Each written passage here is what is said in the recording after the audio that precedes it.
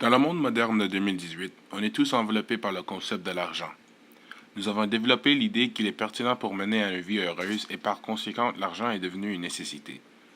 La question à 100 piastres parmi les parents autour du monde, particulièrement dans l'Occident, est: devrait-on donner une allocation aux jeunes? Non seulement est ceci une bonne idée, mais il est impératif. En donnant des sommes aux jeunes comme argent de poche, on leur fait l'introduction aux économies et comment gérer le budget, ainsi que les enseignes à la valeur de l'argent. Premièrement, l'allocation chez les jeunes leur présente l'introduction à la devise qui est essentielle à tous les gens de la 21e siècle. Les enfants aperçoivent toutes les interactions avec l'argent que font leurs parents pendant les âges plutôt jeunes. Au fur et à mesure qu'ils grandissent, ils se révèlent de plus en plus à les échanges et achats qui sont nécessaires pour maintenir sa place en société. Comme nous sommes la génération de la future, les prochains parents et le suivant carburant de l'économie, il est si essentiel de nous préparer pour gérer le budget. Il ne suffit pas de seulement en parler en classe de mathématiques ou en milieu domestique. L'expérience ne se remplace pas dans une situation de même. C'est la meilleure façon d'apprendre à épargner, à dépenser et à donner, répond Alexis Gagné. Parler de la chose ne suffit pas. Il faut en faire de l'expérience.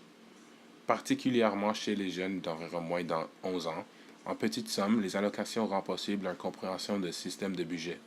Les autorités canadiennes en valeur mobilière indiquent que même si les enfants n'ont pas à gérer un gros budget, ils sont capables d'apprendre comment équilibrer un budget avec succès. Savoir combien ils peuvent dépenser dans un moment donné, ainsi que de faire le lien entre la valeur des choses qu'ils choisissent acheter et leurs besoins. En prochain lieu, non seulement est-il important d'enseigner comment gérer l'argent, il faut avant savoir à quoi ça sert l'argent.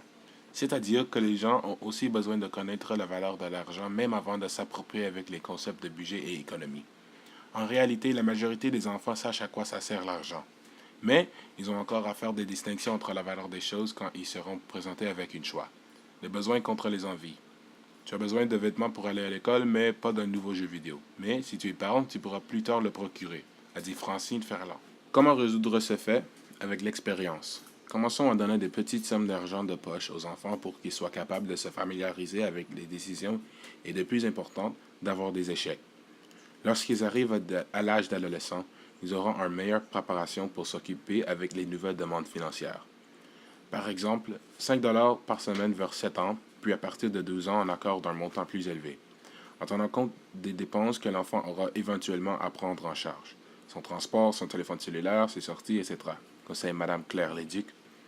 La capacité de distinguer dans la vie quelles affaires sont nécessaires et quelles servent comme un luxe. Pour conclure, les allocations sont la meilleure façon de préparer les jeunes à s'occuper avec l'argent.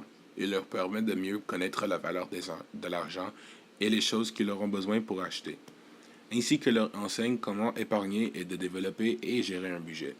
C'est pour ces raisons que je dirais que les parents devraient donner de l'argent de poche aux enfants.